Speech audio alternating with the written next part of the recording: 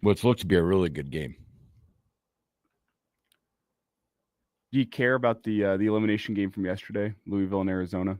That I told you, those are the two teams that coming into this tournament were like, Those are the two teams. Mm-hmm. They're like, okay. Just from I don't know if it was a star power or, I mean, Arizona might have been like just above Louisville based on the fact that they did take out the number 5 overall seed in Carolina on their home field. But coming into it's like, good win. But I didn't think they had what it took. Like, yeah, I didn't care much with the elimination game last night. No. I was locked into what we're going to talk about next coming up, the carnage at Oakmont. Mm-hmm. I was locked into that and eating this really nice steak for Father's Day that I got for me. But there's another elimination game today. Murray State and Arkansas. It'll be 1 o'clock today. The 1 o'clock elimination game, Murray State, Arkansas, and then you get the nightcap, which will be UCLA, LSU. It'd be an interesting 2 games. LSU looks pretty good too after game 1, getting Arkansas. You can start to see. I mean, it's baseball, but you can see the collision course happening. LSU Coastal. If we're lucky, unless Arkansas can come back through that side of the bracket and come out of it. Which I'm not going to doubt that Arkansas team. No. There's still a lot there. There's a lot there. Like I expect today to be the 1 o'clock game to be an Arkansas deal. The pageantry of Murray State will wear off today. It'll be done. They'll be moving on. Yeah, that's a really tough draw and elimination game for Murray State. Yes. I think you could make a strong argument that Arkansas is potentially the best roster.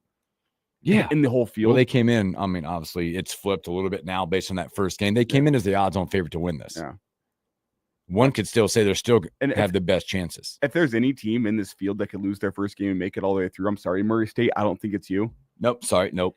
No disrespect. It's Arkansas. Arkansas is the team that could drop their first game and still has enough star power on their team to go make a run through the College World Series back to that weekend championship series. Arkansas is the team that could do it. Yeah, absolutely. And I'm probably going to make this bold declaration now, and then I'm going to be... You're calling it? You're calling it? Is this a... No, I'm not calling that. I'm saying I think Arkansas is that good.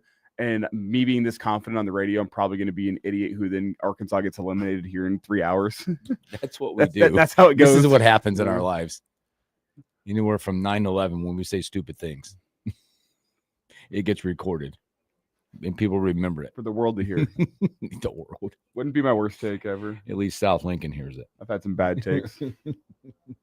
This won't be my worst. I think my worst take ever was I said that I thought The Wall by Pink Floyd was better than Dark Side of the Moon. I got killed for that one. Yeah. There's documented worst takes. Yeah, that was probably my... I was going to a wedding this weekend, and I decided to just flip on both out. I had a couple of long drives this weekend for both the weddings. Yeah. Ooh, you had 2 weddings? Yeah. I'm through 4 now this summer. So well, you're in that world, man. Yeah. You're in that world. I've decided weddings better than funerals. Like the things to go to, like weddings better than funerals. So 4 and 3 weeks down, and I get a couple weeks off. 3 more to go this summer. Wow, you're just in that world of it. Yeah. Got invited to 9 this summer. 9 weddings got invited to. I'm going to 7. I just want to we might as well, there's a ton of potential there for you. You'd think. 7 out of 9 attempts. Good morning, Kobe. Yes. Kobe asked if I'm even actually invited to these weddings. Yes. Yes, true. Yes. Answer is yes. You ever crashed a wedding, Hooksy? I have not. Yes, we have. Yes. Honestly, yes. Not in that. It was I can't remember. For some reason I had a feeling. Honestly, you know what it was? It was a funny one. We didn't like stay there and like do the whole like thing of it, but we did get one beverage from it. We were on like a baseball trip with our youth baseball team, and how the parents gather around in the hotels and hang out in the lobbies. Kids were in bed. We heard a bunch of noise and just stepped in. We did have a cocktail on them. So we did that kind of crashing. Good morning, everybody. Ooh, yeah, YZ, that's something special. Morning, Ryan 840. Good morning, Greg. I think you guys are hanging out with us. So College World Series will continue today, 1 and 6 o'clock. With an elimination game at 1 o'clock. That'll continue on. Good crowds up there. I got a chance to go Monday, spend some time with the boys up there on a Monday afternoon and a Monday night. Got fun times to do. Oh.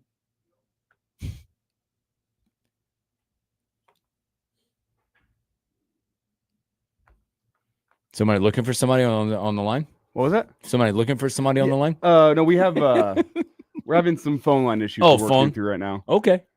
Happy Monday. You know how we have this entire phone bank, Hooksy? Oh, yeah. Right now, your voice is going through the entire phone bank. It is? Yeah, it's the air feed, what's going on. So we're trying to figure that one out. Oh, sweet. So does that mean more people hearing us? Any chance that could happen? Yeah. How's Schmitty? This is going well for Chase, who's hanging out with us today. This is Chase. Elijah, Chase. Chase, welcome to the world of radio. Yeah. He's hanging out with us. Yeah. Taking notes. I don't know what we're taking notes on, but technical difficulties. I heard a slam door. Wow. Maybe one or two cuss words. Yeah, Monday on the radio. Thanks for hanging out with us. So good morning, Ernesto. So all right, let's do this. Let's take our first break. Oh, we will in a minute. They're working on some stuff. Why? Hooks is going through all 7 lines right now. This is amazing. Oh, boy. All right. That's a good start to a Monday. Hope you guys off to a good start. Greg said the stream has no volume for him. I think that's a Greg problem. Speaking of no problems, we better take a break because there were a lot of problems in the U.S. Open for a lot of guys. Let's take a break, come back and talk about the carnage at Oakmont.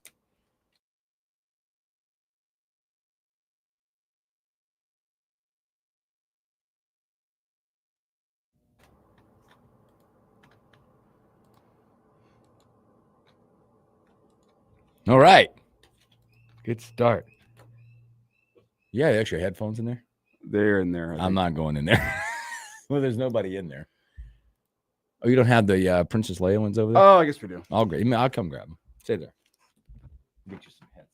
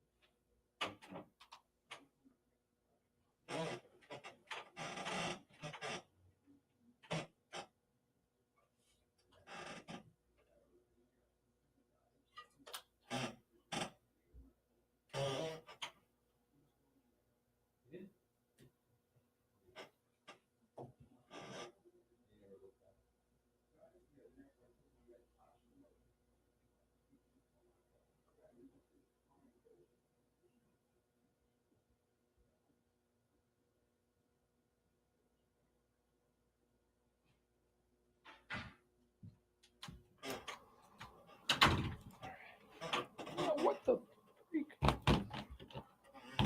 right. Hang tight. We'll get you in a minute. All right. Got the audio. Let's see this. Get you fired up.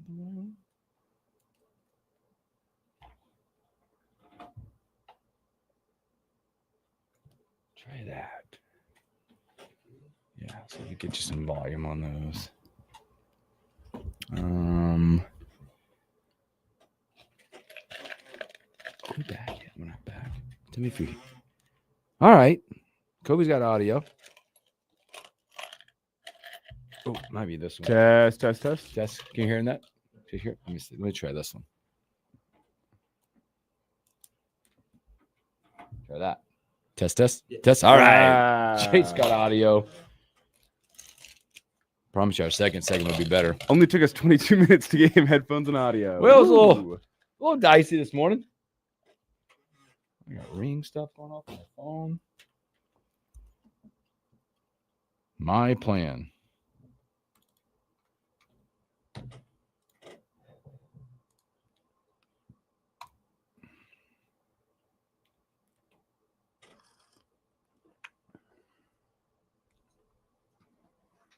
Heck yeah.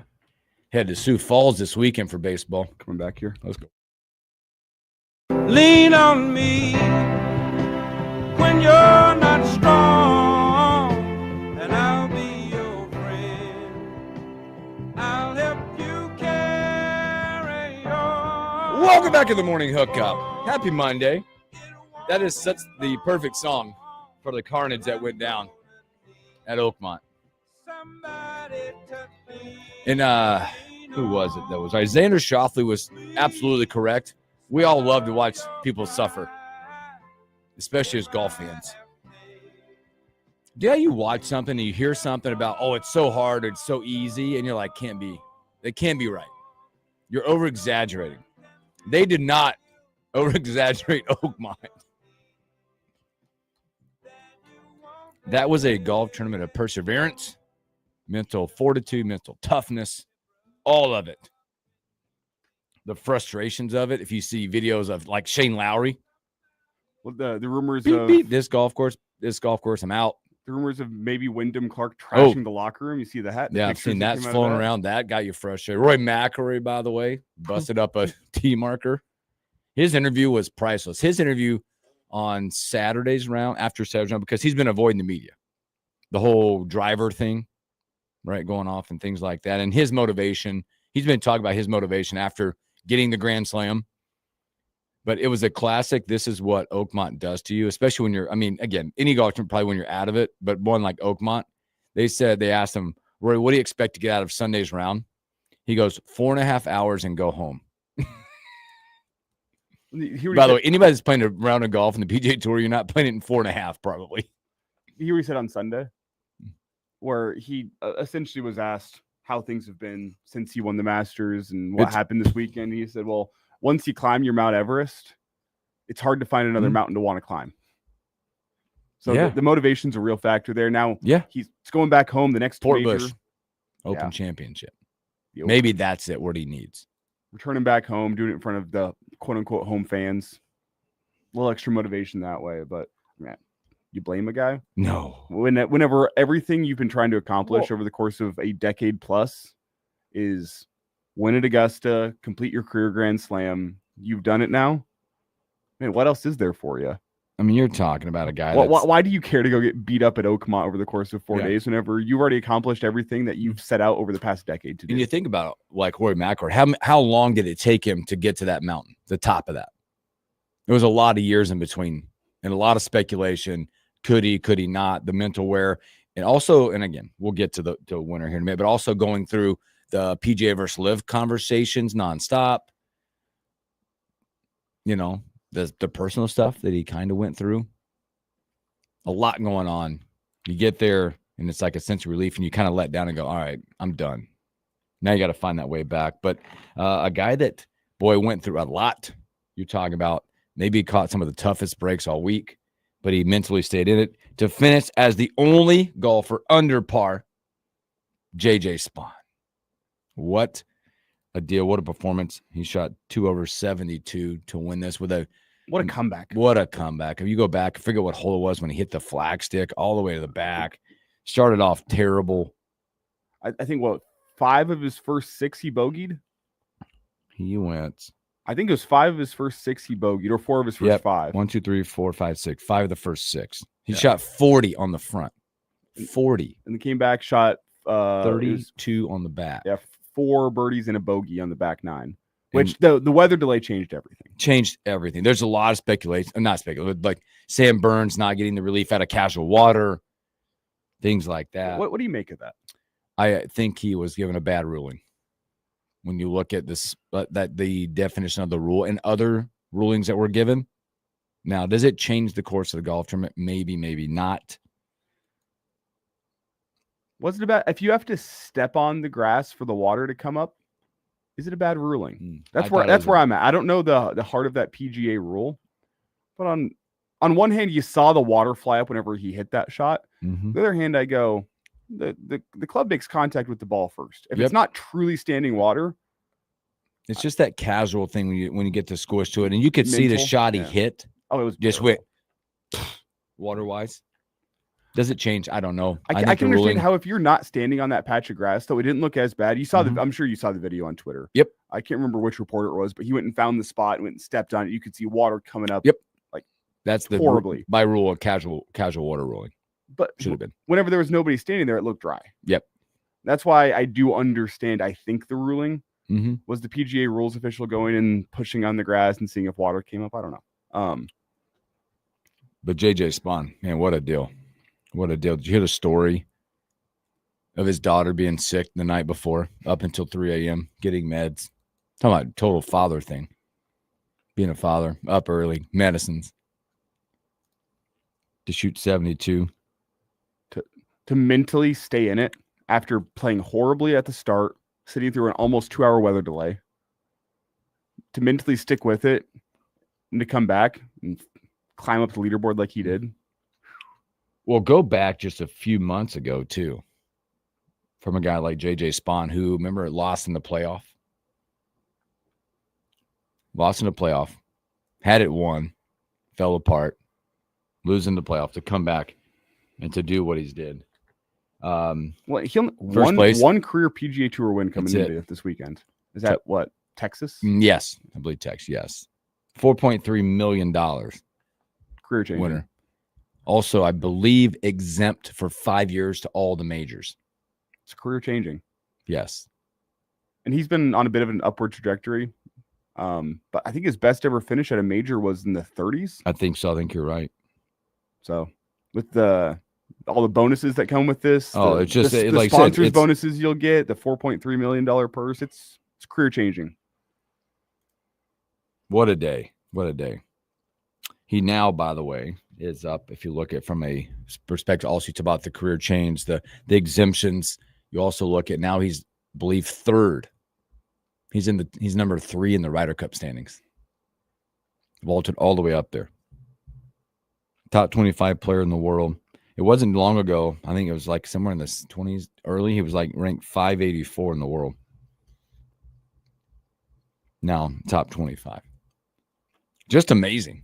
By the way, I was looking at some of those numbers that we talked about. The unders hit, by the way. I think it was 4.5 for golfers under par.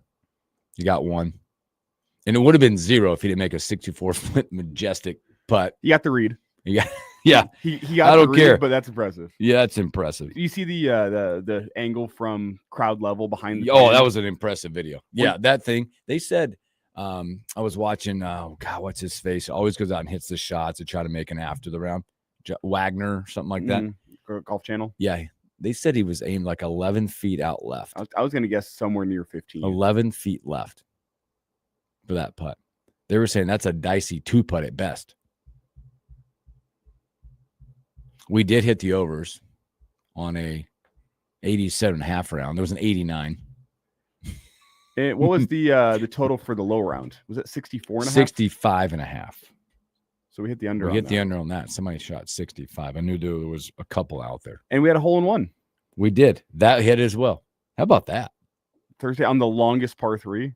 Yeah, it wasn't at the 290-yard par 3. Yeah. It doesn't have his best stuff this week, but world's number 1, Scotty Scheffler, gives you another top 10 in any golf, in a major, in a golf tournament. 70 yesterday. He was even par yesterday. He was even par on the weekend. He just had one of those weekends where the entire time he was Thursday was not great for him. No, but Friday, Saturday, even Sunday, you were just waiting for him to make that push. It was like Scotty's just hanging around. When's he gonna go out there and shoot? Because it feels like at any point, at any time on any course, he could go out and shoot a 65. I think the problem with that golf course is just it wasn't there. There weren't many moments to attack that golf course. That's Oakmont. I mean, you got the one Saturday out of it was Saturday, right? Out of Sam Burns. That was a 65. But that was 10 shots better than the average for the field on Saturday. 10 shots. A lot of notable names not in that missed the cut. We'll point out Phil Mickelson, maybe his last one. This could be his last one. Way to go out. He missed the cut. Patrick Cantlay typically in there. We talked about Wyndham Clark. He left his mark not only on the golf course, allegedly left it in the locker room. And if you didn't see the video, there seems to be some lockers that were trashed after his round on Friday. Multiple in that row. How do you feel about that? Yeah. Can't do that. Bad look professionally. Bad look professionally. There were some other golfers that hopped on social media yesterday to say this is a bad look, but this is not the only time this has happened. There's been some high level golfers that have pulled stuff like this. Problem with Wyndham Clark is he's not a high level golfer. No, he's won one U.S. Open. He's a good golfer. He's not a great golfer, and it feels whenever a guy does that, it's just unfortunate. I hope he has been well documented with the mental state of sports and life. That he can find some peace, because I know that's been documented with him. He's talked about his struggles mentally. Maybe there is an outlet, but it's got to be something different. Do you think that's grounds for a guy getting suspended at all? Probably not. There's probably some fine behind it. Now, Oak might say, dude, don't come back. Pay for this damage. Yeah. That's about how I feel. Pay for the damage and maybe take a year off from showing up at our guy. Here's the deal. There's probably all those professional golfers that were at Oakmont this week don't ever want to go back anyway. Yeah. Wait, is the next one in 2030 or something like that? Yes. Bryson misses the cut. Obviously, he's been one that's been a mainstay at the U.S. Open for a while. He was 10 over, 77 on a Saturday, put him out. Dustin Johnson just on a tour right now. He's got the bag. He's like, yeah, I'll go play the U.S. Open. Back-to-back 75s. I think some other guys were. Justin Thomas, man. Will he ever regain form to get back and contend? Shane Lowry, we talked about him. Boy, he was not happy with the golf course for sure. Boy, shout out the West Side kid, by the way. Trevor, I can never say his last name. Gacheski? Yeah, Gacheski. He shot 280s. I mean, As an amateur? As an amateur. You'll take that at Oakmont. 280s? He beat some guys. Were you He wasn't the guy at the end. I mean, this is the guy. 86, 89. I can't pronounce his name. 86, George. I don't even know. 86, 89. Did you find yourself as a how do I want to phrase this? As a man in your 40s, Hooksy, did you find yourself rooting later for Adam Scott? Absolutely. I'm glad you brought it up. I was on the Scott train. Yeah. Not that I didn't like anybody at the top. I could have went with any of those guys at the top. I mean, I could have even. I was even on board. I don't want to sound like I'm not the guy that's when it says U.S. Open. I need an American to win it. There's a lot of characters up there. JJ Spawn, that's a worthy winner with a story. I mean, I could have got on board with like Victor Hobb. Honestly, I was on board with the Adam Scott thing. I was with Terrell Hatton, one of the characters of golf. I was on board with that. Sam, I mean, all of them. I think with Adam Scott, there was the quote during the Sunday broadcast where apparently they asked him before the round, like, I mean, he's getting to the twilight of his career, and it was kind of asked, like, are you a Hall of Famer based on what you've put together? He said, no, I need another major. And to see him in contention on a Sunday, he thought maybe this is the one. It's wild. A guy that's been how many consecutive majors was it? 90 something. Yep. That he's only won one. Yep. Got that Masters in I think it was 2013. It's the only one he's got. Yeah, I'm a big fan of the class acts of golf. And he is. He is a class act of golf that you find yourself rooting for guys like that. Now I've been well bullish on the Live Tour, so I'm not in for Live guys winning. Fair. Fair. They've done it. I don't think it's a coincidence that the Live guys get to majors and they tend to struggle. Do you think Bryson, I think it was after his practice round last week, talked about the fact that his contract with Live is up at the end of the year? And he seemed open to renegotiation with Live and staying on there. But that's a guy. Could you see him coming back to the PGA? Absolutely. Yep. You think the PGA would welcome him back with open arms or no? What? I mean, it's kind of oh, yes, they would. Bryson, since left, has become likable.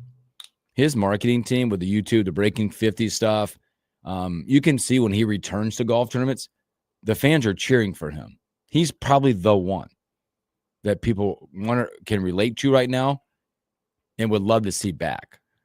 He's also now the other ones. I don't know. I think he's the guy that Liv would be willing to continue paying a lot of money to keep around because of his impact. And that'll be interesting to see because He got the bag once.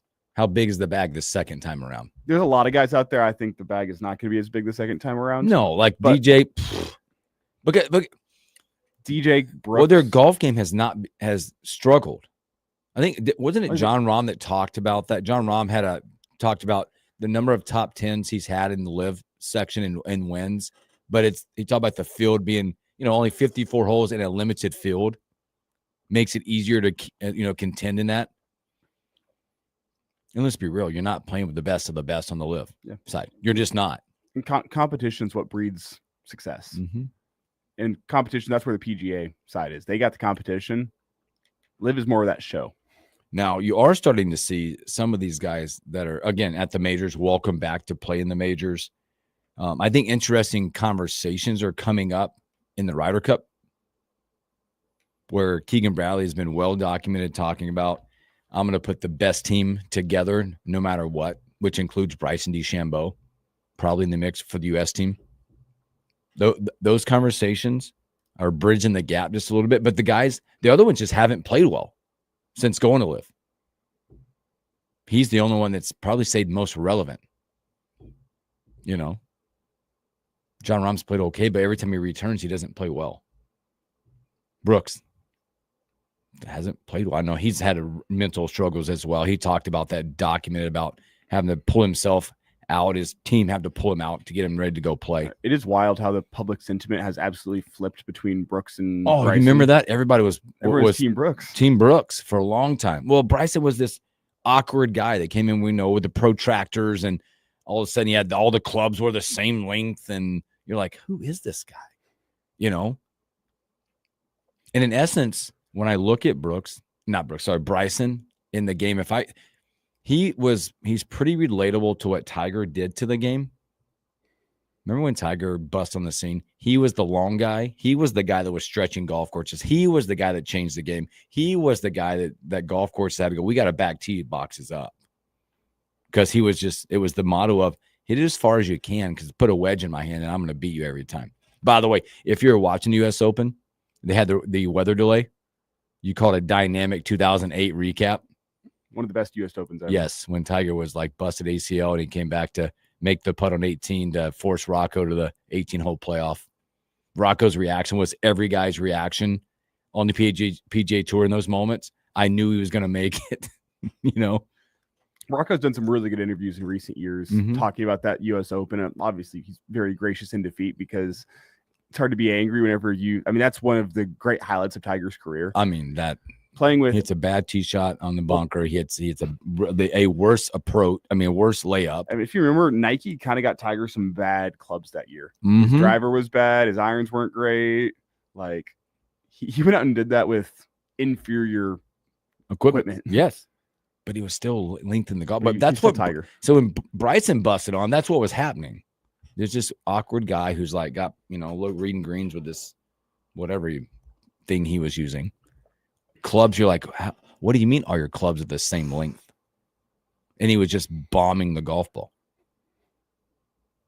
And so there you go again. That's as relatable as a guy that changed the game a little bit as to Tiger Woods.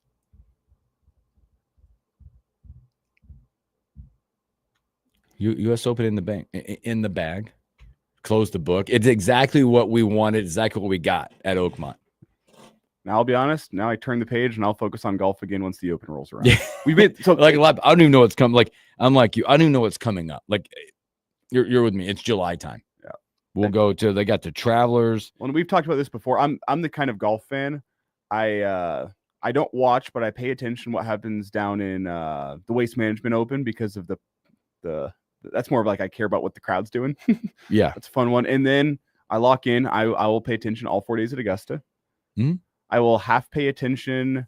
I won't really watch, but the players, I'll see what's going on. And then we get to U.S. Open time, which I will usually watch all day on Sunday, but only all day on Sunday, which I did this year. And then I'll completely zone out, and I will lock back again for the Open, at which point the tee times are brutal.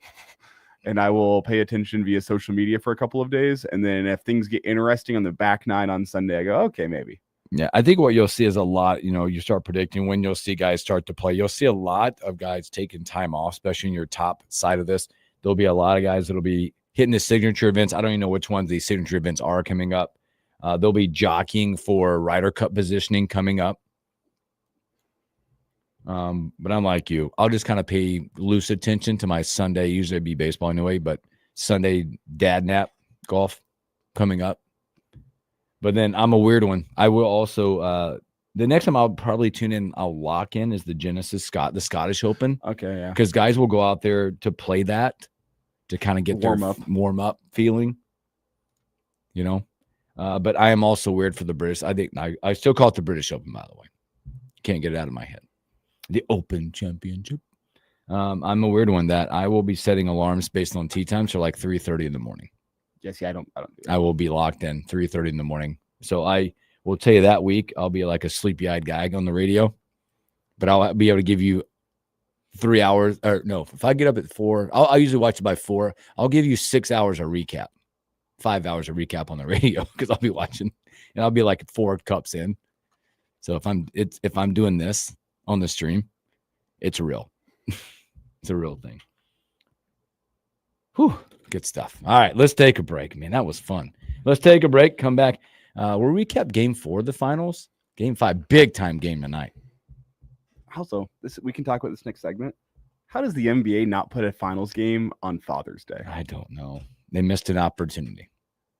Like they lost the Christmas window to the NFL last year. Yep. You're not going to put a game on Father's Day? There's so many weird scheduling decisions that I cannot understand with the NBA, but we can maybe get into that next segment. Greg says, I record all 6 broadcasts and watch them for the next week or 2 till I get done. Still watching Thursdays 10 hours. That is true dedication. So, all right, let's take a break. Come back and talk a little NBA.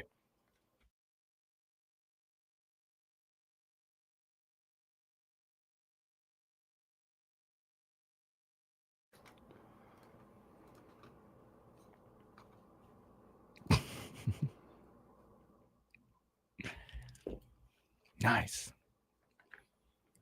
All right.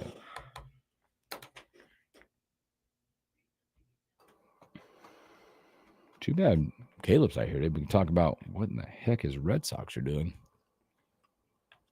He's got it's daytime baseball. Yeah, it's a weird one. Oh, it's just like I think there's this tournament going on Monday through Thursday or Friday. It's like a Road to Omaha tournament. It's in conjunction with Slump Busters, I believe. There's a couple. Something like that. It's just what I was. There's a West Coast Premier Tournament, Prep Baseball Report, the Road to Lincoln. That's it. The Road to Lincoln. There's a lot of teams playing in that. Boy, I tell you what, it's going to be fun for us if you're out and about. If you just like baseball, youth baseball, we're going to be out at our 4 teams are playing at Haymarket Park. Oh, nice. On Wednesday at 5:30. Yeah, a little Haymarket Park. They do that with a few of the organizations. It's actually back-to-back nights, I believe. There's some on Wednesday and some on Thursday. Oh, that'd be really cool. So the 14s will be out there. So come out. Right. Free admission. Concessions open.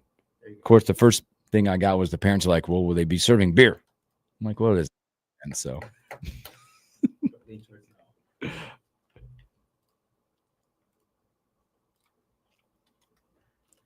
We played in one, Elijah, on Sunday. I'm still emotionally drained from it. You don't see this in youth baseball anymore. We played and we lost 1-0.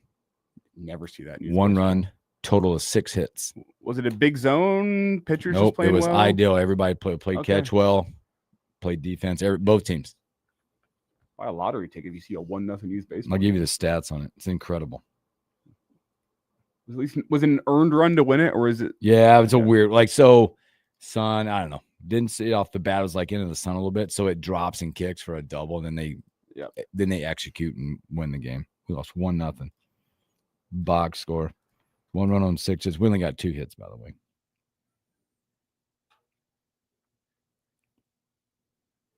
But our guy on the bump went 7 complete. 1 run, 6 hits, a walk, and 4 strikeouts. That's it. He threw 77 pitches, 54 strikes. Their guy, their starter went 6, gave up the 2 hits, 8 strikeouts, 2 walks. Only 3 walks. So you had 12 strikeouts and 3 walks in the game. Good pitching. Or bad hitting, one of the 2. Both.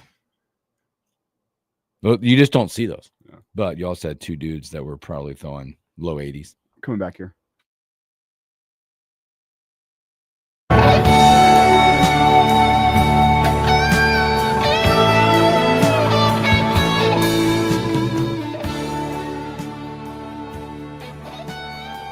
Welcome back in the morning hookup.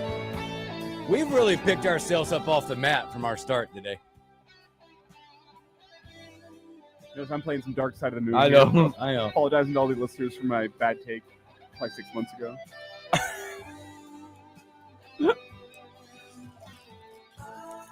See, Mondays sometimes start off like this. You just got to pick them back up. My kids are always like, "Oh, I hate Mondays." Well, you know what you can't have if you don't have a Monday? A Tuesday and a Wednesday and a Thursday and so on. If you don't have Mondays, you can't have the rest of the week. There's some weeks where you don't want the rest of the week. No. But we're here. Thank you guys for hanging out with us. Game 5 tonight, finals after a... Did one get away from the Pacers the other night? Game 4? Oh, absolutely. Got away from it, didn't it? A 4-minute stretch. Yeah. That could be a series-defining stretch is what it feels like it could be. Yes. This, to me, a lot, it kind of feels like almost, and I don't know, maybe not like the Stanley Cup Finals because we'll talk about that in a little bit, but that almost got snatched away from Florida. 31-17 fourth quarter. Feels like you gave one away at home. Now you got to go on the road. Ooh. No, but again, you put that series now, and the Thunder do what they had to do. They put it into a best of 3. Where the Thunder have the home court. Yes, where they know they get 2 games at home. Comes down to who's going to be the desperate team. That's what it comes down to for me. I would bet on the Thunder tonight. Mm-hmm. Indiana gets one back at home. We go 7. That's how it feels like the series is going to go to me. You get a desperate Pacers team after they end up eventually losing tonight. They take game 6, and we get a winner take all game 7. This feels like everything is setting up for 7. Could you sense maybe that the Pacers play with a lot of urgency tonight, knowing, maybe thinking, I don't know, maybe the thought is from a veteran coach side, play with your urgency tonight. Let's not, the match said, let's not have to come back here.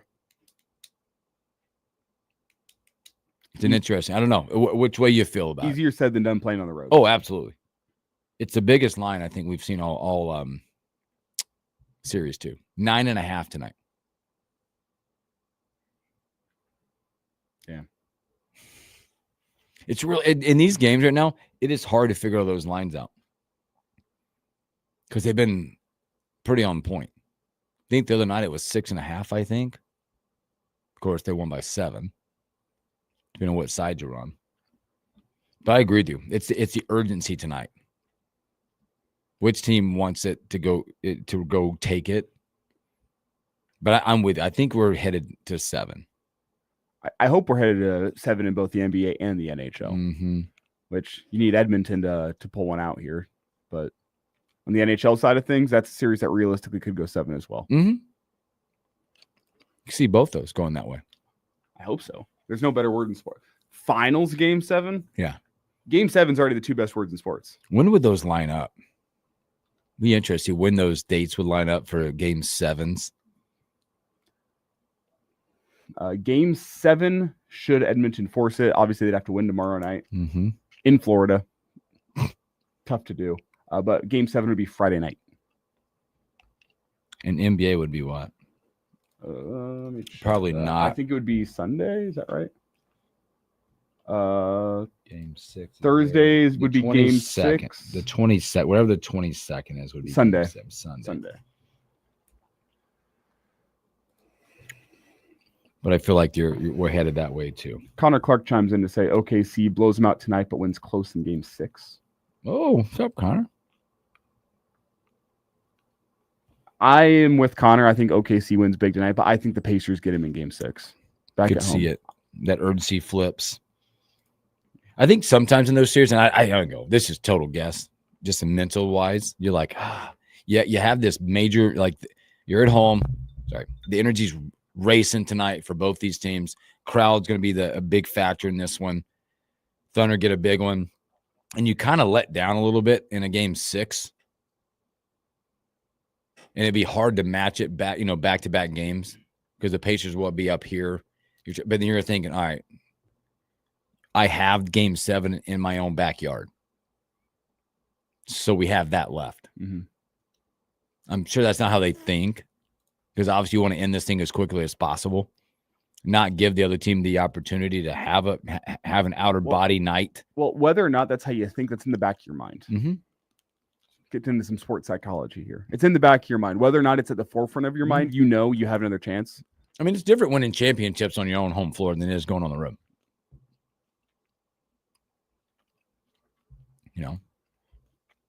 The difference drinking champagne on the jet going back than is drinking champagne in your locker room. Remember Aaron Gordon for the Nuggets? They won the championship at home, and he went out and in his uniform was partying on the streets of Denver with all the fans. That's different. It hits different. That's different than raising the trophy in front of an empty arena because all the visiting fans have cleared out of there because their team just lost the NBA Finals. It's different. So that's tonight. That is tonight. I don't know. It's going to be hard for me to which one I'm locked in on because I kind of want to watch baseball again tonight. 7:30 ABC tonight. 9.5-point favorites Thunder at home. In College World Series, so you could realistically 1 and 6. You could get both. You could watch the game and then flip it over and watch the second half of the NBA. Yeah, or try to get some sleep back that I did not get over the weekend. That's what I'm in. That's it. Or as Kobe would probably be asking, any soup made this weekend? No, he was gone. He makes soups this weekend. Yeah, soup season's over, right? Soup season's over. I'm trying to establish a menu for the week now. But it's a wedding Friday night, wedding Saturday night. This past weekend. Yeah, one in Columbus, one in Hastings. Oh my God! And you were in one of them. You were an usher. Uh-huh. And then yesterday we had Lincoln Saltdogs baseball here on the airwaves. So I was here all day yesterday. Yep. Speaking of that, by the way, and we'll tell you throughout the week, no show Thursday for us. No show Thursday. Happy Juneteenth. Yes, no show on Thursday. So we will. You'll miss us on Thursday. We'll miss you. So no soup. Soup season's over. Candles, nah, too hot. So you see the weather forecast for next weekend? No. It's supposed to be in the high 90s all next weekend. Perfect. Welcome to Lincoln, Nebraska. The switch was flipped. Yeah, that'll be, hey, championships here. We got potential rain rolling through tomorrow. I called it. For the College World Series, you always have one big thunderstorm roll through. I'm not going to lie to you. And you always have a day with a heat index of like 107. I'm not going to lie to you. I'll take rain tomorrow. We're supposed to have a game tomorrow night. Kids need a break. So do I. So, all right. Fast moving first hour. Thanks for hanging out with us. Second hour, we'll have Evan Bland and a whole bunch more. We'll be right back.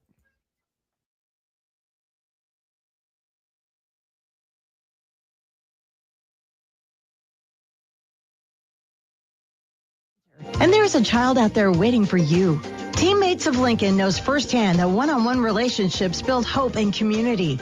Teammates mentors listen, encourage, and focus on a child's strengths. With mentors and mentees from all walks of life, they build bridges and possibilities. Their hope? To inspire students to reach their full potential and positively impact the world. Be the support you needed when you were young. Become a Teammates mentor. Make a difference one visit at a time. Go to LincolnTeammates.org. Sometimes more of something is just too much. That eighth enchilada is not good. You've been scrolling for 6 hours and 33 minutes. Time for a break? But if you're a local business or nonprofit trying to do more with less, more is just what you need and exactly what FireSpring offers. Printing and more, websites and more, creative marketing and more. At FireSpring, you'll get more value for your money, more people who care about your goals, more resources, more experts. Everything you need to elevate and support your brand. You can find it under one roof. Ours. FireSpring has been serving businesses and nonprofits in the Lincoln and Omaha area for over 30 years, helping them do more with less. Let us help you next. You deserve more. Find it at firespring.com/more. That's firespring.com/more. Ooh, ma. What was that? That is business phone bliss with the Ooma Cloud phone system. It handles all our voice, video, and messaging needs. You sound very calm. I am. Ooma has everything I need to run my business more efficiently, like virtual receptionist, call routing, and video conferencing. And it starts at just $19.95 per month per user, plus taxes and fees. Ooma. Nice. Find your business comm at ooma.com/radio. Make hauling easy with the MWC Park Can Easy Dump. This satellite dumper goes where big garbage trucks can't and can haul everything from trash to yard waste to recycling. The fully automatic Easy Dump fits in the back of a standard pickup truck, so there's no need for a CDL license. Perfect for alleys, gated communities, condos, parks, anywhere.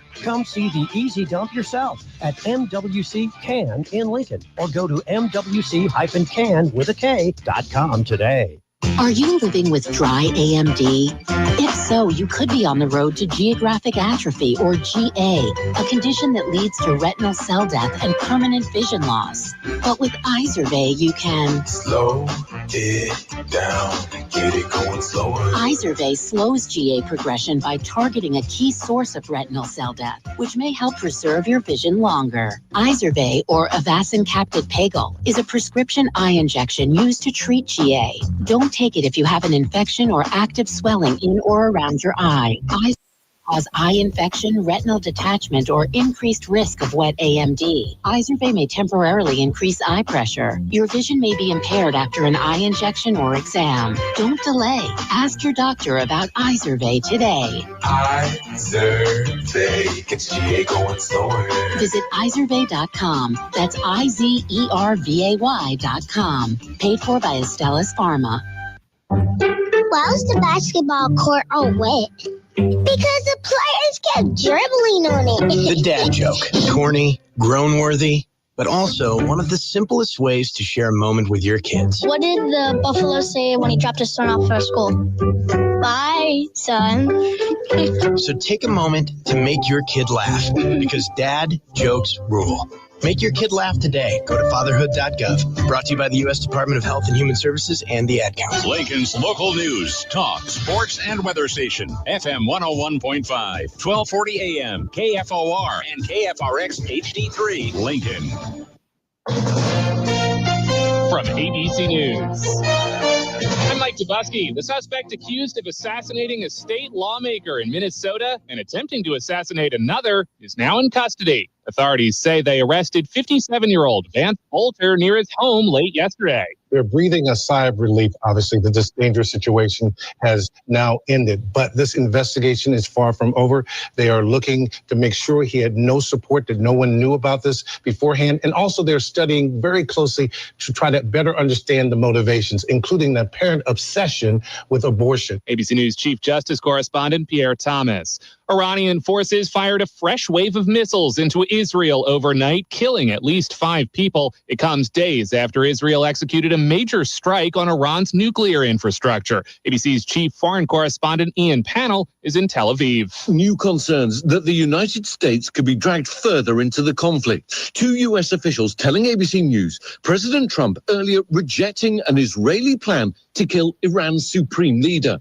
The president's hopeful for peace, but saying this conflict may be necessary. Well, I hope there's going to be a deal. I think it's time for a deal, and we'll see what happens. But sometimes they have to fight it out. From Tehran to Tel Aviv, civilians now increasingly caught in the crossfire of a conflict that shows no sign of easing. President Trump is at the G7 summit in Canada today, meeting with world leaders. The crisis in the Middle East is expected to be one of the main topics. ABC's Rachel Scott says one suggestion made by the president is sparking controversy. The president told me over the weekend, over the phone in an interview, that he's open to this idea of Russian President Vladimir Putin serving as a mediator in this conflict. He says it's something that Putin pitched directly to him over the phone, but already French President Emmanuel Macron saying that Russia lacks the credibility to serve as a mediator, especially given their ongoing conflict with Ukraine. You're listening to ABC News.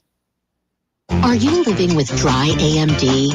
If so, you could be on the road to geographic atrophy, or GA, a condition that leads to retinal cell death and permanent vision loss. But with Izervay, you can slow it down, get it going slower. Izervay slows GA progression by targeting a key source of retinal cell death, which may help preserve your vision longer. Izervay, or Avastin Capted Pagel, is a prescription eye injection used to treat GA. Don't take it if you have an infection or active swelling in or around your eye. Izervay can cause eye infection, retinal detachment, or increased risk of wet AMD. Izervay may temporarily increase eye pressure. Your vision may be impaired after an eye injection or exam. Don't delay. Ask your doctor about Izervay today. Izervay gets GA going slower. Visit Izervay.com. That's IZERVAY.com. Paid for by Astellas Pharma. A weekend deadly hit and run. Good morning. I'm Jeff Moats. Right now we're at 84 degrees at KFOR FM 101.5, 1240 AM. It's 10:03. New details today regarding the deadly hit and run from early Saturday morning in North Lincoln. KFOR's media partner 1011 News reports the vehicle involved was found in a parking lot not far from the scene near 27th and Teresa. Initially, when the collision happened, the vehicle was not at the scene, and a 44-year-old man hit by the car died at the scene as well. His identity has not yet been released.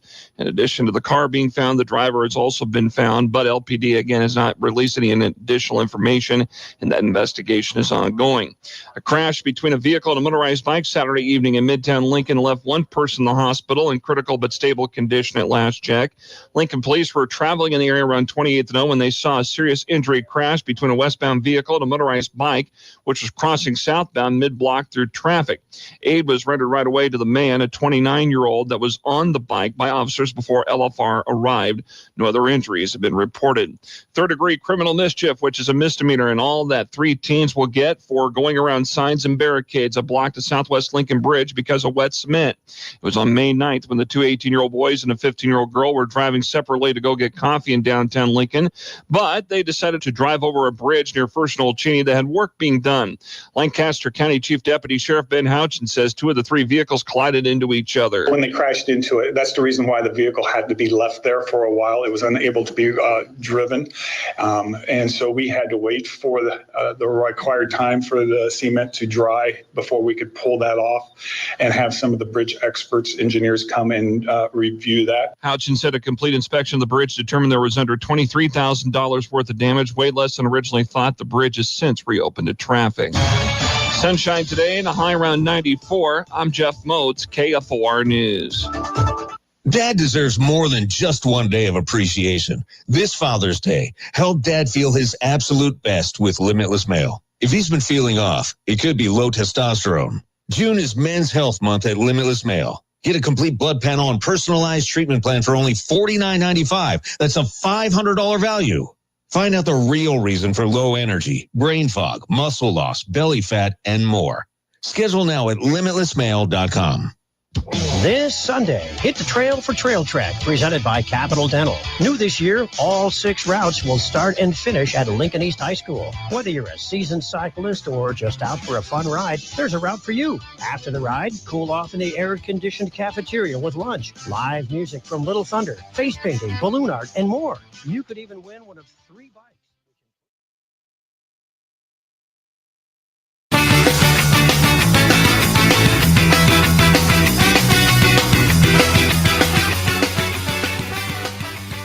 Welcome back in the morning hookup, hour number 2. Thanks for hanging out with Elijah and I. Did you do something nice to your father yesterday? Were you around? Did you throw him a bone? No. Send him a text. That's all right. No, we discussed this, and my dad and I are in the same way in this when it comes to birthdays and things like Father's Day. And yeah, he was at this wedding I was at on Saturday. Okay, buy him a drink. No. See, that would have been an easy one. Hey, Pops, good to see you. No, it was a beer. It was we had the conversation. So what should we do Father's Day tomorrow? And he goes, we're the same. I like to be thought of. I don't like to be fussed over. He said, shoot me a text. Let me enjoy my day. And I was like, okay, that's fair. That is so funny that he said, because I always look at Father's Day and I look at Mother's Day and all those things. And again, I've been on the baseball field for the last 7 years, and I enjoy being there. And yesterday Unfortunately, both Ty's team lost the 1-0 game, and then Tanner's team lost in the championship. But fortunately for me as a dad, I hate that they lost, right? Because if Ty's team, if the Sox would have won, they'd have played at the same time 2 times, but I got to see them both play yesterday. So it's kind of cool. I've always said this about Father's Day. All I want is all I wanted. I don't need gifts. I don't need any of that. They did give me my favorite snack. Thank you. Combos. Love combos. You know, I just had a big fat steak. Went right to the combos last night. Nice. Still my appreciation. It's kind of cool. But I just wanted yesterday, and it happened. The best gift ever.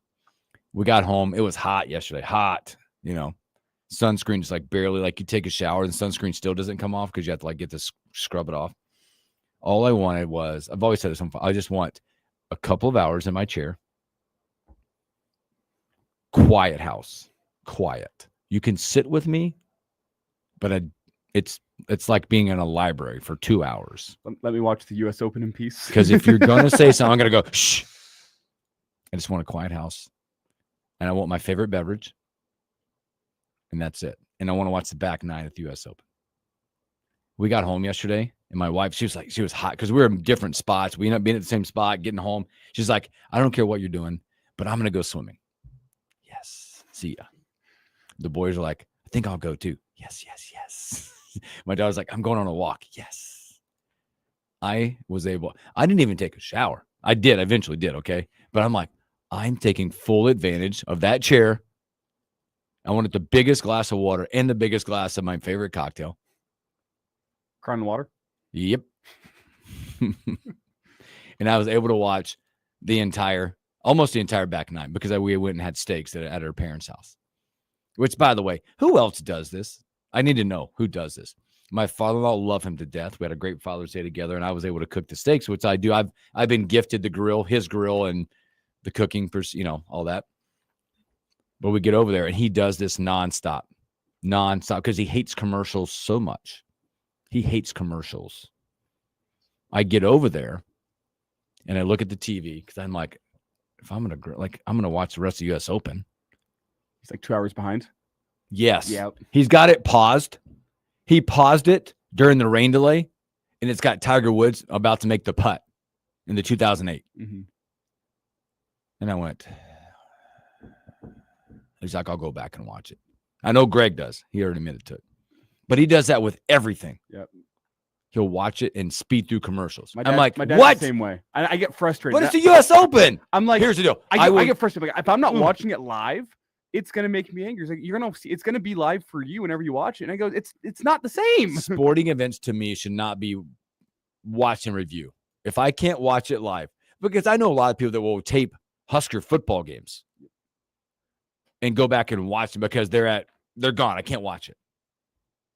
And some people do it for work purposes. If they're in the media business or radio business, you'll go back and rewatch games to see certain plays and recap certain plays. I get it. But if I'm not up for that, no, sporting events are live to me. I'm not dogging if you don't, but I walked in, I'm like, well, here we go. Can't talk about. So what I did was at the dinner table with my steak. Working in sports, people also like text us. So as hard as we try, even if we're 30 minutes behind, as hard as we try to not get spoiled, things are going to get spoiled for us. And once the sporting event gets spoiled, some people don't care. So we go, well, I still want to see what happened, even if I know the final score. Once I know the final score, I ain't going back and rewatch the whole thing. The exception being Husker. And you and I both probably like in the world, and I'm sure you do as well. But like, I have alerts on my phone that from either be CBS Sports or ESPN or whatever things I'm following. Can't get away from it. But he's like, as soon as I walk in, I got it. I have it on pause. Let's not talk about it. I'm like, what? U.S. Open. So I will self admit that my boys and I usually sit the same areas on the table at their house. They all corralled around me because I had my phone. You had it live. I busted the Hulu up and I said, shh, can't talk about it. So we watched the final putt, the final 4 holes. It was the quietest my kids have ever been at a dinner table. We watched it. I will admit, though, that my one exception to this rule, you mentioned it, Husker games, I record. I watch them live. Yes. And then I do our post-game show. I'll rewatch it following the post-game show. Yep. I'll sleep on it. I'll wake up the next morning. I'll watch all the key plays again, and then I'll do our Sunday show. So I like to have 3 watches before if I'm gonna do a post game reaction show, I need to have something there. New information. I need to go back and rewatch it and see what I missed from the first watch because you will always. I'm down with that. You will always on live in the emotions of the game. You will miss things once you know the result and you go back and watch in full. So I always go back rewatch. And I in do full a little. that I do night. a little bit of that because you guys know I'm at all the games, Mm-hmm. so I'm not seeing it. I'm seeing it live in quick, fast reaction. So I had to go back too. Greg, I understand you, Greg, because Greg said he works most Husker days, so he records it. I'm just saying, if you have the ability to sit in front of the TV and watch a sporting event, it doesn't get paused, and you don't tape it. Yep. I even get mad when my kids, when we see a great play, they will pause it and rewind. I'm like, what are you doing? Do that during the now we're missing break. the next play. Yeah. And then they're like, well, we can be 20 seconds behind. No, we can't. No. There's so many other things that bug me about watching games too. And we'll get to baseball in a minute. The other thing, I don't know, understand this. Maybe you can explain to me. In my house, I can be sitting in the kitchen area, TV. Down the hall to the left, there's another sitting area to watch the TV. And they're about 5 seconds off. Oh, that's so frustrating. I don't understand it. And we have a patio TV. That's another 5 seconds off. They're in 3 different time zones, it feels like. So we go back a long time. Why? Whenever the Broncos were in the Super Bowl, I went over to there was I'm not sure if you call it a house party, probably 10 people over to watch Super Bowl, and the game was on upstairs and the game was on downstairs for seating purposes. It's the same stream. The TV was downstairs was ahead by about 10 seconds. Oh, so I watched the first quarter up there and upstairs until I started hearing cheering before the big plays downstairs, and I went, I'm moving downstairs. I'm moving out. I can't handle that. Cut that TV off. Yeah. We're all watching the same TV now. Hey, the casuals can watch upstairs. Sorry, I got that off my chest on a Monday. I'm going downstairs to watch the live view, so stuff doesn't get spoiled for me. If it's not necessary, don't record sporting events and then sit in the same room, I guess. I don't understand the whole streaming being off. It's the same stream coming off the same internet. TVs that are within, I would bet within this circle of studios. Ugh. This is an aside, but I already know I'm going to be a part of a wedding next year. And hope they make it. I was alerted early because the date is September 5th of 2026, which is the same day as the Nebraska-Ohio game. And I'm a part of the wedding, so they're like, hey, we know what you do for work. We're letting you know a year in advance so you can figure this out. And I'm like, what am I going to do? No, just wedding on the same day as the Husker game? Just put it in now. When we have the Real Red Reaction Show I know. just say, hey, can I tell you guys about next year? I can't do the first game. I think it's second game. It's game 2. I can't do game 2 next year. But I'm looking ahead and I'm like, am I going to record it and rewatch? I got to watch it live, but I'm going to be at a wedding. And just put it up on your phone. It'll be fine. You have to watch it live. I'll hold you to that. I haven't missed a post-game show in a long time. No. You guys are good at it. I think it's been since 2021 that I missed a post-game show. So I got to figure that one out for next year. There's a lot coming up there. All right, boy, Major League Baseball real quick. Evan Bland here in about 5 minutes.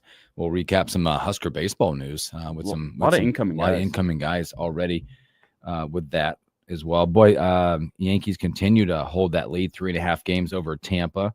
Tampa, boy, a little hot right now, 7 out of 10, winning 3 straight games.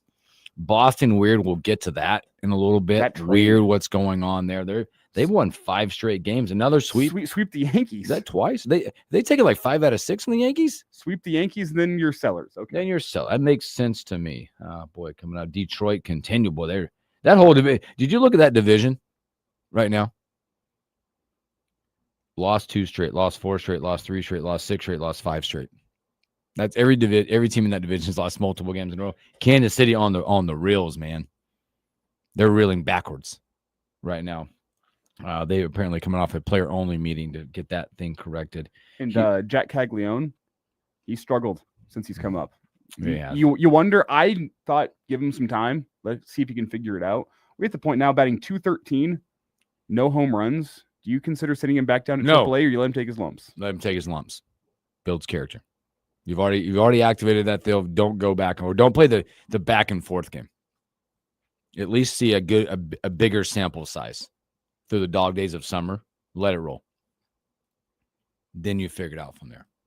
That'd be me, right? Because you're probably selling a few more tickets too that he's in the lineup. That's true. But do you want to screw up a guy? That's the concern. Yeah, maybe. But I don't know. Houston, 4.5 game lead over Seattle. They were winners of 8 out of 10, 5 straight in that division. Mets continue. That's just an ugly division. Braves have played better as of late coming up, but the Mets 6 out of their last 10. They losers of 3 straight, by the way. Phillies have flipped it a little bit. Their winners are 4 straight. Close that to 2.5 in that division. The other division, Cubs 5-5. Their last 10. Milwaukee 5-5. They keep that 5.5 game lead. St. Louis, Justice Cardinals. Boy, they're struggling. Only winners 3 out of their last 10. They have fallen 7 games back in that division. Paul Skeens continues to electrify in his start. See that stat? I took a snapshot of this. Blows me away how you keep this. Where is this? Was a few days ago. 15 starts, 19 earned runs. He has 4 wins. Yeah, this is one of the reasons why win-loss is a flawed statistic. The man is the best pitcher in baseball this year. 1.78 ERA, 97 strikeouts, a whip of .85. He's 4-6. 4 wins. Best pitcher in baseball. Yep. And he's sub 500 in his starts. They are 15.5 out. They're on pace for 68 wins. Did you guys see Livy made it to Omaha? I did. Paul's girlfriend? I did. I didn't care that much, but I was like, cool. Yeah, you did. You care more about that or the Sydney Sweeney soap? Sydney Sweeney soap. Yep. Yeah. The thing about Livy, good for Omaha. I think it's whenever the celebrities come to Omaha, it's good. That being said, I don't care all that much about. She did it different this year. She went up top to the suite. There's a lot of a lot of stuff around that shirt she had too. The Tigers and the Skeens. Oh, custom shirt. No, not. I just think it's cool to see the Stars in Omaha. Yeah, get a little more promotion. Sure. Out there. They also saw. I'm waiting for. Can Ja Morant make it out for the Murray State elimination game? That'd be awesome. They also Leave the showed guns at home. They also showed Coach Cal walking out of the team hotel the other day, making this walk from the short walk. I think they were just across the street at that. I think that's the Arkansas team hotel's right across the street. So he was making his little journey across. It is kind of fun to see the Stars come out as well. It was cool. I was there on Friday, and I know that you guys had him, Pat Casey, on the Average Joe Sports Show. They had an in-game interview with him that went over the entire stadium. Yeah. He was sitting in the Oregon State section. That was pretty cool. Our interview is better. I know. I just said I saw him. I gave you the plug. It was over there. You had him. Dodgers 2 up as the Giants make that big trade. Coming up, also announced that maybe sooner than expected, Shohei Ohtani back to the bump starting tonight. I'm surprised. I'm surprised by that. So more baseball coming. Who do we have? Who's hanging out? Ernesto? Yeah. Nesto, what up, brother? Not much. The base and the phone lines are crystal clear now. So, hey, I love it. And, hey, this just came to me. I got a nickname for the Young Bucks. Which one? Me? You and Justice. And all Caleb, of you as a group, a collective group. Yeah, well, dude, my age is one. It's like if you put 2 of those guys' ages together, it equals mine. I hear you. They're the Chip and Dale dancers of the year 2025.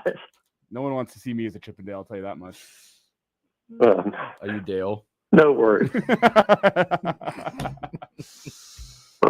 Good stuff. Hunter just bought a $3.5 million home about 2 miles from me in Deerwood, a big gated community, older gated community. When I was a kid, I used to go over there. A friend of mine's dad was an orthodontist, and I used to hang out there and go hunting and stuff in the woods. But anyway, no wonder Liam is praising him. He's doing well in the weight room. Some people are saying he's a little bit childish, dancing all around and stuff, but he's having a good time. And, give him time to mature. He's still young. And, Bill, you're going to like this story. We have a Embassy Suites down the road from us as well, and the Duke bus was there. Oh, man. I don't know what. And I saw a few coaches, and I drove by. I went in the parking lot, and I go, I'm Bill Hooks. I'm 40. I'm a man. Go Huskers. Go UNC. Puke! Ernesto, man. I needed that on a Monday. Someone impersonating you? Yep. Yeah. Dragging your name through the mud? Yeah, that's perfect. So, all right. We'll come back, do a little Major League Baseball. More in a little bit, but let's take a break, come back, talk some Husker baseball with our guy from the Omaha World Herald, Evan Bland.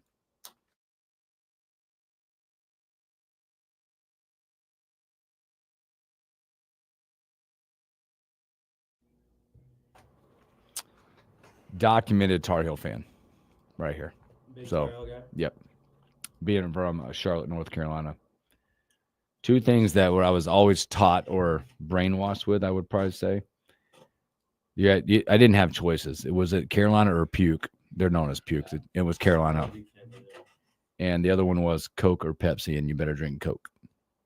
Okay. There's been a lot of discussions about Memorial Stadium here. I prefer Pepsi Memorial Stadium, and everyone disagrees with me on that. And now I can't go back because I'm not I was a documented Crown drinker for sure. It was used to be Diet or a Coke Zero, and I have not had a pop or any kind of pop, soda, whatever, in like 18 months. So I don't know. My uncle was a 25-year, and he retired from Coke. So it was always that. See, after the last, because I think you're on the other side. It's either you're one or the other. Yeah, hey, let's give him the mic. Let's turn this thing up. Wait, that's not it. It's that. There we go. I mean, like Crown and Coke is always, it's a go-to, but like vanilla Pepsi and a mixer, that's good too. Is it good? I'm like, so I am like, of course, I'm 47. I'm an old, whatever. I'm a man. Not old. I'm a man.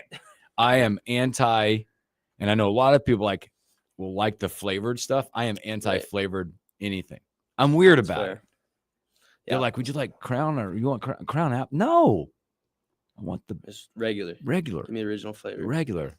I know Elijah's looking forward to some Bud Light or Busch Light. What are you looking for? What's the beer coming out? The Busch Light Lime. I want it. It's either going to be really bad or really good. I am only allowed to get. So as of today, after the last month, I am swearing off alcohol and soft drinks up until Husker football season. Are you taking a break? With the exception being the 4th of July. Okay. You're taking a break? I'm going to. Except for the 4th of July. Once we get to that 3-week point. Yeah, but. Okay, you're taking it on. Good for you. Taking a break. Yeah. My body is tired after all these weddings. It happens, man. Yeah. It does. It happens. And I think I have an engagement party next weekend. But after that, I think I'm off on weddings until after the 4th. So it's a good time. Yeah, 4th of July is going to be rough. That's good baseball. Added some dudes, man.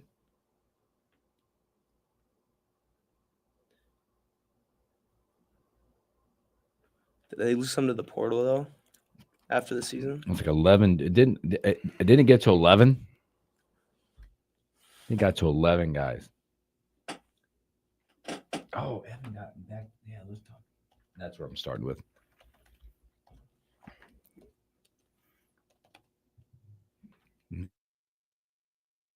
I'll get Evan on the line once we start this segment. So.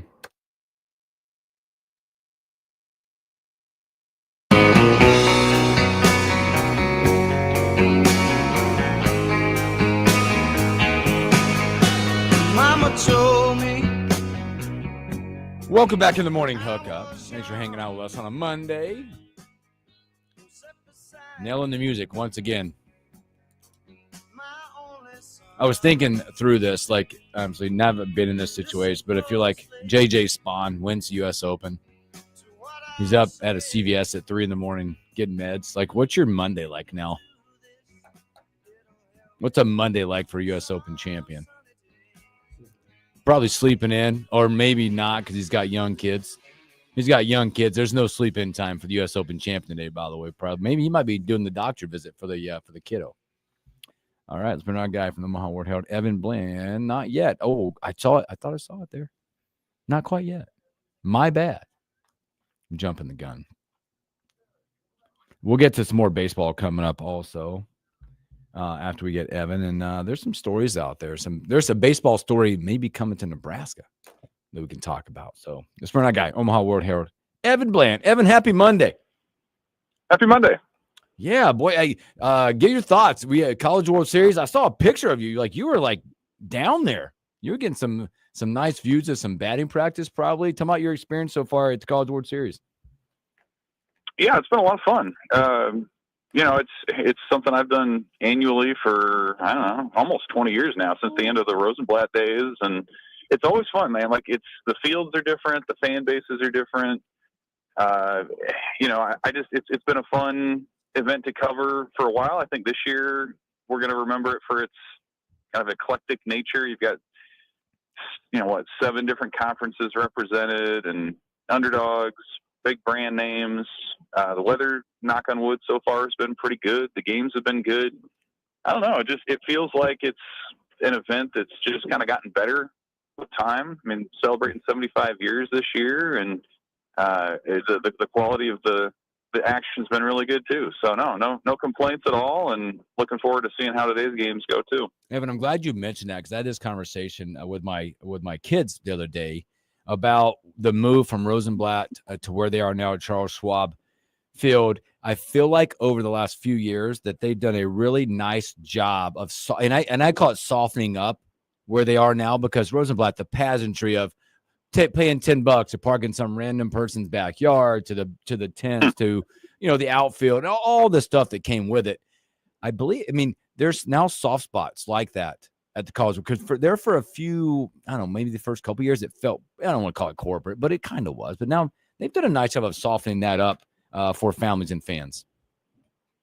Yeah, it's like at some point you get too big for your current home, and so you move, and it takes maybe a little while for that house to feel like a home. And I feel like that happened over the course of maybe that first 5 to 10 years downtown. But like, there have been organic traditions now that have popped up. The Jello Shot Challenge, of course, is really popular, and the Fan Fest setup is really smooth. The parking certainly is better than it was. And I mean, there's no doubt Rosenblatt was a special place. It's going to hold a special place in history. But I mean, the fact was, that event had outgrown that place, just in terms of how you get in and out, and set up for television, and so many other things. And so I give them a lot of credit for how it's transitioned downtown. You hear over the last couple of years at Rosenblatt or played at Rosenblatt have said, this place is great. Like, the new downtown setup is really good. And I think, I talked to Skip Burtman for one of our previews, the legendary LSU coach, and he's like, the new setup's awesome. And he made all his memories at Rosenblatt. So I think there's been a recognition that it needed to happen. It's gotten bigger. The event's gotten bigger. There's no doubt, but I think it's really come into its own, and it remains an event that, to the credit of all, the credit of the NCAA, has not gotten stale. Like, there's something fresh and different about it every year, and I think this year certainly falls into that pattern. And we talk about patterns. You mentioned the weather, but what's coming. It always does. It feels like every single College World Series, you have one day of thunderstorms, and at least one day that's like 98 degrees with a heat index of 110. It looks like we might have thunderstorms tomorrow, and it looks like the heat index has come in this weekend. So it is a College World Series, because at least as it stands right now, it looks like we're going to get both of those two things. Yeah, it wouldn't be a College World Series without those things, like you mentioned. We've had years of tornado warning and big wall clouds and everything else. I think it was 2 years ago, there was like a half-hour rain delay, and it happened while the sun was shining. So, like, you do have these sort of years where everything goes right. I think it was maybe 2018 that there were, like, I don't know, 8 hours of rain delays or something like that. So you never know, right? It's summer in the Midwest, but had they, like, you think about the Big Ten tournament 3 weeks ago, like, you needed a jacket for that, and a week ago at this time, it was, I think, mid to upper 70s. So there's something about this event that just brings out the real brutal heat of summer, and it wouldn't be the College World Series without it. I love whenever the fans come in from all across the country and experience their first Midwestern thunderstorm. Like, they think the world's ending, and us around here, we're grabbing lawn chairs and sitting on the roof. Yeah, that's right. It's not Armageddon the way that maybe people might think that it is. There's no doubt. As long as people aren't gathered on the concourses and we're in tornado warnings, like, it's a win. Again, we're speaking to Evan Blam, the Omaha World Herald. Evan, as the College World Series is going on, so does Husker baseball. And a few additions. You get a JUCO infielder out of California, hit a few bombs, looks like about 19 of them, but also an intriguing pitcher, MAC pitcher of the year, that had a lot of big-time suitors out there. Talk about those guys, what they mean, and how they'll impact Nebraska baseball this coming year. Yeah, it's been a busy couple of weeks for Nebraska since the portal open. I know the one today technically is not a portal transfer. Nico Newhan is a junior college guy, but interesting prospect, like you mentioned, hit 19 home runs, hit close to 400 at the junior college level this year, was an All-American at his classification. So, you know, that's infielder. I think it's Nebraska very much is resetting its infield, even though it does have Joshua Overby back. It's moving on from Caden Brumbaugh. We'll see about Dylan Carey. He could move on and have professional chances. So Newhan comes in. He's the son of former major leaguer David Newhan, for those major league junkies out there who might remember that name. So that's interesting. And then, yeah, the other one, Cooper Katsky, MAC pitcher of the year, coming from Miami of Ohio, and he turned down the likes of Virginia and Washington and some other pretty notable college baseball brand names to come to Nebraska. Kind of an interesting story. I mean, he grew up in California, graduated from high school in the Denver area, but spent the first semester of his senior year playing quarterback at Omaha Burke. So he has family from Nebraska, grew up a Husker fan. Strikes me as one of those guys that would be a harder pull for Nebraska baseball if he didn't have those local ties, but he does, and Nebraska was able to land him. And I think when you start talking about what the rotation is going to look like next year, he's going to be firmly in that mix. You know, I think he came onto the radar even a little stronger when he pitched in the regional against Tennessee a few weeks ago, and Tony Vitello comes out afterward and says, like, this is one of the better guys in the country. And Vitello has a history of like playing against lower level teams and then taking some of their players. So I think you put a lot of stock in his assessment too of what Katsky can be. So I think he has the potential to be one of the bigger portal additions Nebraska's had since that's been a thing here in the last 3 or 4 years, but I guess we'll see. And one of the things with this time, Evan, is Nebraska, based on just the fact that they're in the Big Ten, you don't have the resources that teams in the SEC and the ACC and the Big 12 do. Feels like Nebraska needs to be right on some diamonds in the rough whenever you're going down and getting some JUCO guys, some guys that have left other Division I programs. What does Nebraska's portal hit rate need to be with these guys, do you think? It's a large class that's going to be coming in. How many of them need to be guys for you next year? I mean, ideally, most of them, yeah. That's the idea. You're not bringing in portal players to redshirt or to be long-term projects. Like, you want them to come in right away. Like, I often think back to the 24 season for Nebraska. The reason that they were able to break out the way that they did was because they brought in 9 junior college players, and like 8 of them were key pieces to what that team was. So we've seen it. Kansas this year was a good example of a team that had a really high hit rate with guys that maybe weren't super heralded. You're seeing that at the College World Series some too. I mean, Murray State even put together a team of transfers that wasn't super high profile guys. So it's not uncommon to bring up guys from JUCO level or from Division II or even NIA. Like, if you can play, you're going to be found by some of these scouts and colleges and schools that are out there. So Nebraska is going to need to hit at a high rate. They're not going to resource their program like most SEC teams are going to. So you have to see something in a guy, you have to develop them, and then the players that you do invest in with scholarships and NIL, like, you really need to be sure that those guys are dudes for your team as well. So we'll see how Nebraska does this time around. Evan, also with that, obviously we got the rev share information that came in the last week or so, and you start looking at where those dollars and cents are going to go.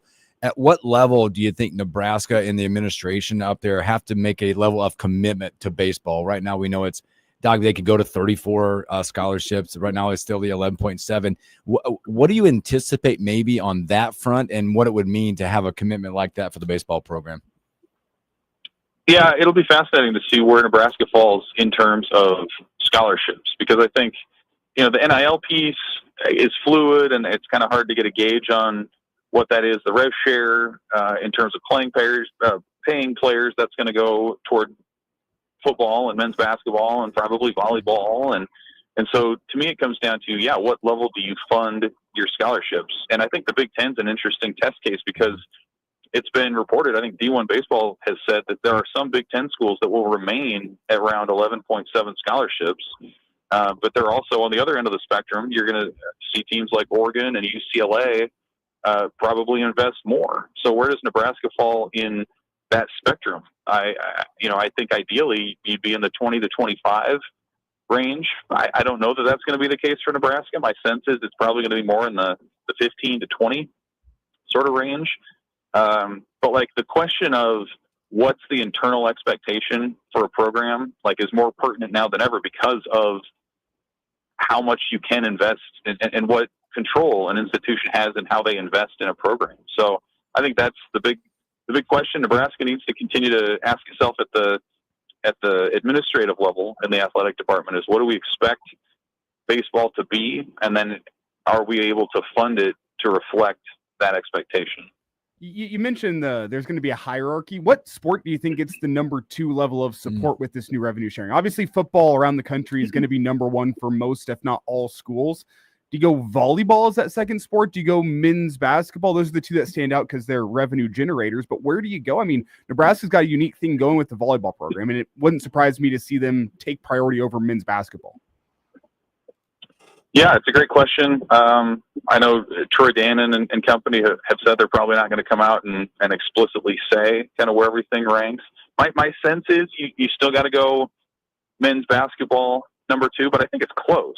Like, even if that's the case, like I think volleyball would be on that same sort of level. And then really beyond that, like, I think there's kind of 4 schools or 4 sports right now where you look at where you say, you know, wrestling deserves a look after what they're doing. Women's basketball deserves a look. Softball right now with Jordy Ball coming back for another year, I think you look at. So like, I think it's always going to be football. It's probably always going to be men's basketball and volleyball, a close 2 and 3. And then to me, you almost have to have sort of annual conversations about what program among the other 4 that I just mentioned maybe is just a little bit away from taking a big step or having a breakthrough season and whatnot. And I think the other ones that I mentioned in this immediate moment are probably closer to a higher level of success than baseball. But the volleyball piece will definitely be interesting because of what it means to the university, and kind of get the sense that if Nebraska invests as much or more than anybody else in that sport, that their dominance actually could go up in that particular sport moving forward. Again, we're speaking to Evan Blam, Omaha World Herald. Well, Evan, back to the College World Series a little bit. What's been caught your eye the most at the College World Series? Obviously, there's former player from Nebraska there, but there's also some great stories out there. You talk about Coastal Carolina now on a 25-game winning streak. Oregon State, I think, is a unique case coming from the West Coast with no conference affiliation right now. Or do you look at LSU, Arkansas? There's so many great stories. What's one that you that has most intrigued you in this series? Yeah, I mean, you're right. There's so many up and down. I thought Arkansas was the favorite coming into this field.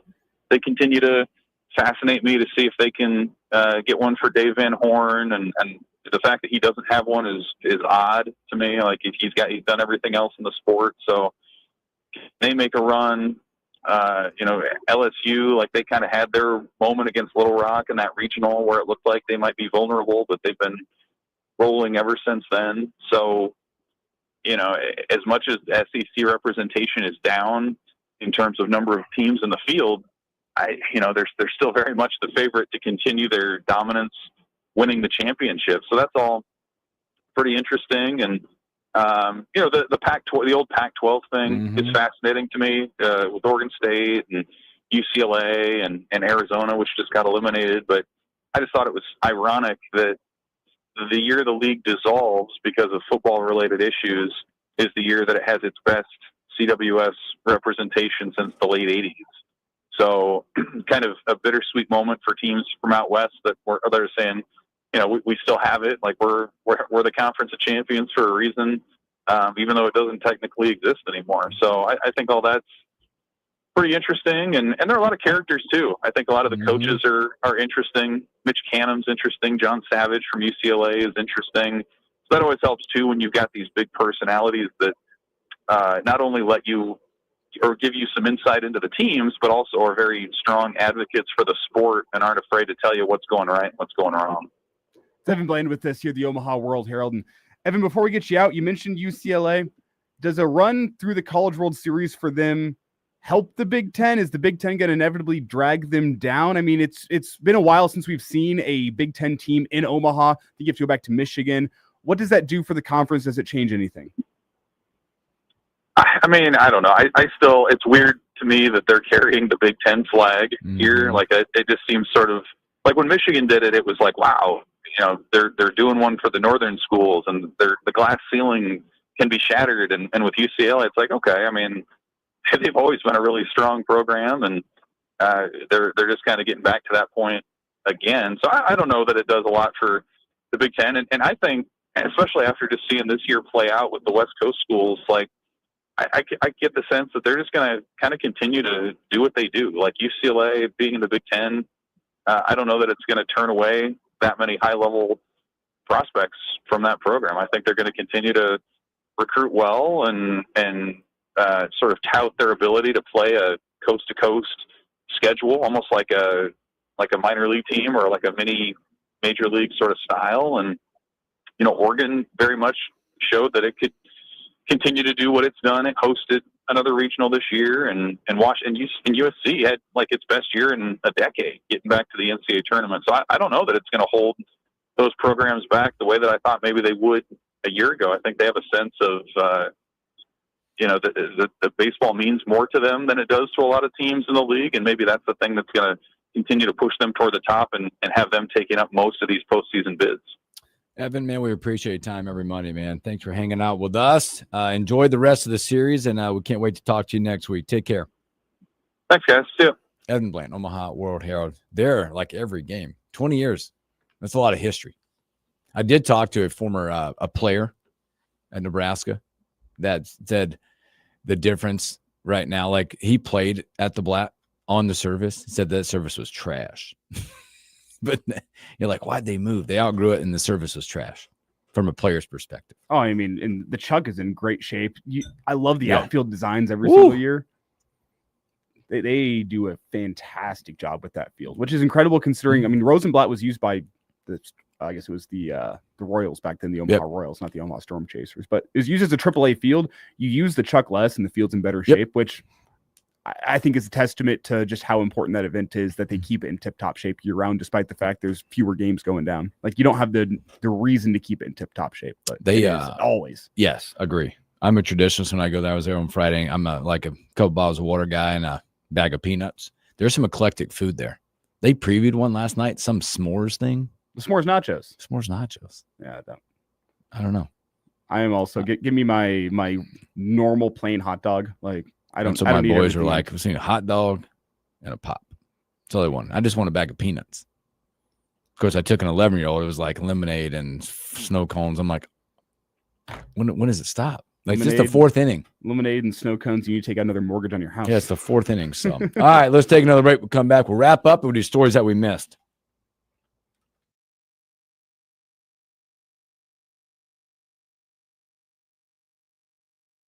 Yeah, dude, my 11-year-old was like, he was there. We've been doing it for a few years now with all the kids. But it's like fourth inning. We already had I got the initial Coke bottles of water and some peanuts. That's all I want. I could do that for 9 innings of baseball and not get up. Snow cone, lemonade, hot dog. What else? It was something else. It was like 3 or 4 things, but it wasn't all at once. Like, his head gets there and he sits in the seats and he's like this. Or up and down the aisle. Man.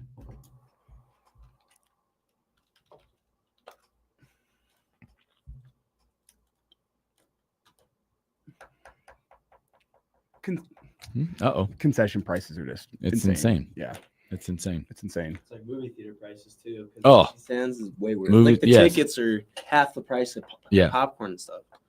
Also, that's everywhere right now. Speaking of movies, you got somebody on, or is that? Just, I just told it. The thing about movie theaters is, despite how crazy they are, I still do enjoy my experience there enough to go back. Like, I need to go see the new Mission Impossible movie in theaters. I've seen it. The movie theater. Is it worth seeing in theaters? Yep. Okay. Got to see it in the theater. I think all those movies are. My wife, I'm not the biggest movie theater guy, and we have great local theaters, by the way. So go to them. I'm just the guy who likes to sit at home and watch and pause the movie and get up and pour more drinks or whatever. She is glued to the movie theaters. Yeah. Sinners is a good one too. It's new. I did really like Sinners. That's really good. That was one of the better movies I'd seen in a couple of years. Now I see people come out of the woodwork saying it wasn't that good. I thought it was exceptional. Haters. Because it's you think you know what type of movie you're seeing through the first half, and then within like a 3-minute stretch, it flips on its head and becomes a slasher. It's fun. Ending was great too. Mm-hmm. Uh-oh. What now? Justice in the house. There's a lot going on in the stream. We have it. Hayden Ainsworth just committed 50 seconds ago. Oh my God! Look at all this. Another offensive lineman. Nebraska beat out Ole Miss for him, if I remember correctly. I gotta go. Wait, what is going on? Yeah, from Biloxi, Mississippi. What up, Peeper? He said it cannot record or pause a Husker game. Yeah. We kind of hit this a little bit in hour one, or not hour one. Sorry, yesterday. But the recruiting pictures coming out this weekend with the tractor down the field. Yeah. Solid. We can get into that here maybe with stories that we missed. Kobe said, forget the wedding, Elijah. Priorities. Forget the wedding for what? In 2026. Oh, yeah. For the Husker game? Yeah, unfortunately, I don't think I can pull that one off. Also officiating a wedding sometime next fall. I hope it's Friday night. We are coming back here, though.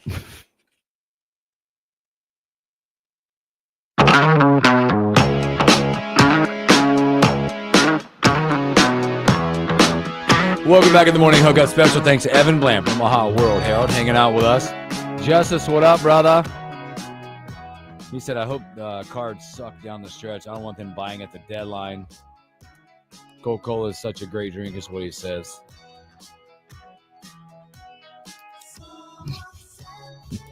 It's good stuff. Hanging out with us. There's so much more. You guys are awesome. There's so much. Mango Pepsi? Not down. I'm not a huge fan of that one. That's Justice chiming in, yeah. Okay, look. YG said almost got ejected again. Great morning. Yeah, Justice also likes the blackberry Dr. Pepper, and that was not for me. Not for me at all. Kidding. Elijah almost got ejected this morning too. Check myself. Caleb says, please don't talk about the Red Sox front office. I will lose my mind. Kobe says, I love the Red Sox front office. That seems like a good place to go here. The stories we miss. The morning hookup. That's such good stuff. Wait, the baseball team, did you see this? Are you intrigued by this? The possible Savannah Bananas to Nebraska? No. I think I'm gonna be mad if they're not. Listen, they're gonna come. Yeah, I'm gonna be really mad if it's in Omaha. This has been discussed for a while, from what I've been hearing. The Savannah Bananas have like a year-long wait list to even get a game. If you want a game at your stadium, you got to be talking to them like 18 months in advance. So I think this is probably gonna be like a next summer thing. We'll see. I will say, I think the Savannah Bananas are fun, and they'll sell a lot of tickets. That being said, I don't like them. Just to be fair, I don't like them. The dancing umpire makes my blood boil. Why? He's good. I might never come back. Yeah, you're twerking in between pitches, man. Have some self-respect. Just absolutely ruining the. Don't get me started here. Don't get me started here. Umpiring is an upstanding professional profession. You didn't like Leslie Nielsen in Naked Gun? No, that's funny. That's a comedy. That's Savannah Bananas in real life. You got the twerking umpire back there. Is it real life? It is, but it's not. You got the umpire at first base doing front flips, which, hey, great talent, man. Wow, I did not see this coming. I understand the entertainment value. It's not for me. If you go and have a great time, more power to you. I'm happy for you. I hope you enjoy your Savannah Bananas game. That being said, you wouldn't buy a ticket to go? I'm a bit of a purist. No, I wouldn't go for free. Just a chance like to catch a foul ball. I hope the kids have fun. I hope everyone who goes have fun. It's not for me. Wow. I'm down. 90,000 strong. I'm down. Yeah, Kobe, that is I have a swag golf hoodie on. Yes. What else you got? I just want to bring it up. I didn't know that would get you fired up. No, it gets me fired up because just don't call it baseball. It's based on baseball, but it's not baseball. Justice said Savannah Banana fans probably think Pete Rose was an upstanding guy. Yeah, it's real life entertainment. Let's go. And I want to make it clear, I'm not anti Savannah Bananas fans. I understand the entertainment value there, and I'm happy for you if you go and are entertained. Yeah, I'm down. But it's taking not, the whole fam. It's not baseball. All right. What else you got? So we don't. Oh, Rafael Devers. Oh yeah, we should talk about that. Yeah, probably. YZ, you want to chime in? It's banana ball, not baseball, Greg. Yes, that's the thing. Fine, then If you accept that it's banana ball and not baseball, I am happy. Okay, we can be in agreement there. But if you call the Savannah Bananas a baseball team, no, I have big disagreements. The former- WWE of baseball. They're the Harlem Globetrotters of baseball. And yes, they got former big league dudes on it. And yes, like, hey, I love the people who go and have fun at Harlem Globetrotters games, but like, I'm rooting for the Generals, and I know they're never going to win because it's a show. Wow, the Savannah Bananas are a show, but you hated the Harlem Globetrotters too, didn't you? My main sticking point is those goofballs of umpires. That's a bad name for umpires. Have some self-respect. Talk to me about Devers. Now, by the way, there's also insiders on the Devers show that he requested one early in the year. He was not happy. Remember, started off bad. DH. I'm gonna play first base if he's hurt. Giants pull off a big time deal. I mean, Rafael Devers was, as of a season or two ago, a franchise cornerstone. Yep. They Look, got man, back, from his start right now, he's batting 273, 15 home runs. It's a good player. Good player. Not sure what the Red Sox are doing, by the way. They got back Jordan Hicks.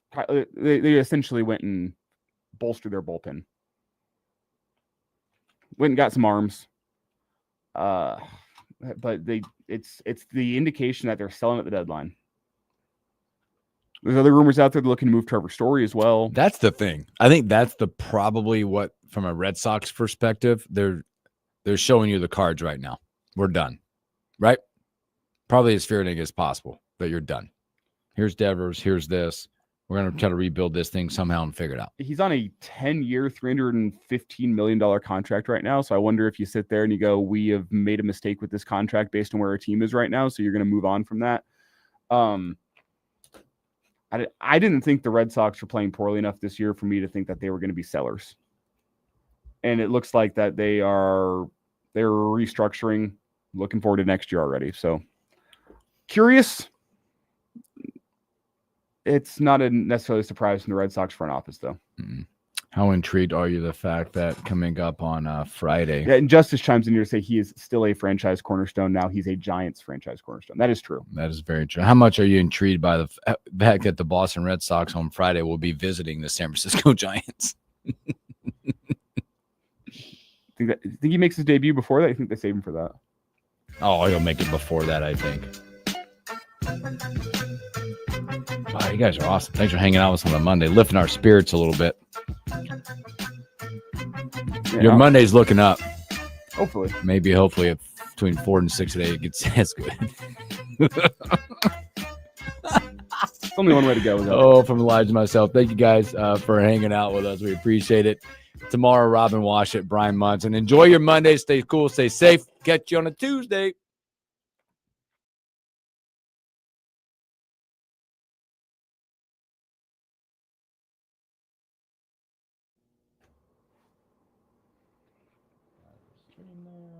Oh, it's in the stream, huh?